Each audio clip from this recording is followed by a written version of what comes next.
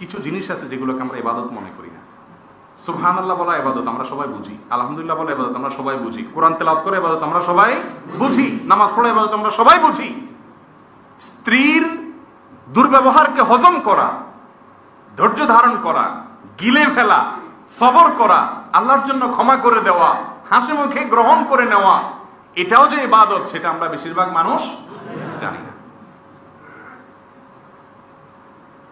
শেষ কবে বউয়ের মুখে খানা তুলে দিয়েছিলেন? হাত তোলার দরকার নাই, একেবারে সিক্রেট বিষয়। খুব কম না বলেন? অথচ প্রিয় নবী সাল্লাল্লাহু আলাইহি ওয়াসাল্লাম হাদিসে স্পষ্ট করে বলেছেন, তোমার স্ত্রীর মুখে খাবার তুলে দেওয়া এটা হলো গরিবকে দান করলে সাদকার যেরকম সওয়াব হয় সেরকম সওয়াব আল্লাহ তাআলা আলাদা দিবেন স্ত্রীকে ভালোবেসে খাবারটা মুখে তুলে দিবেন।